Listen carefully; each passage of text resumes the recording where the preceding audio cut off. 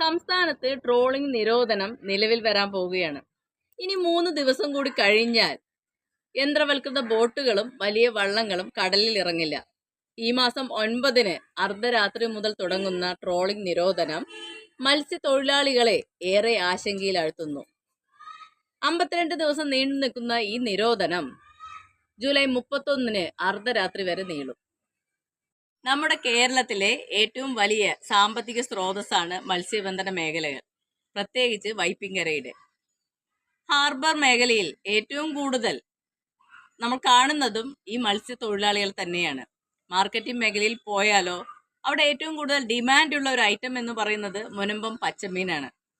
അതായത് കേരളത്തിലെ തന്നെ ഏറ്റവും വലിയൊരു ഹാർബർ കൂടിയാണ് നമ്മുടെ മുനമ്പം. ഈ നിരോധനം ഏറ്റവും കൂടുതൽ ബാധിക്കുന്നതും ഹാർബർ മേഖലയിലെ തൊഴിലാളികളെ തന്നെയാണ്.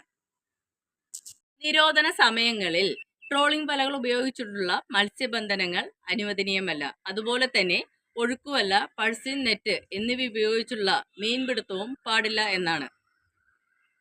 മത്സ്യത്തൊഴിലാളികൾക്ക് സൗജന്യ റേഷനെല്ലാം ഈ കാലയളവിൽ നൽകുന്നുണ്ടെങ്കിലും 52 ദിവസത്തെ ട്രോളിംഗ് നിരോധനം മത്സ്യബന്ധന തൊഴിലാളികളെ ഏറെക്കുറെ പട്ടിണിയിലാക്കുകയാണ് ചെയ്യുന്നത്.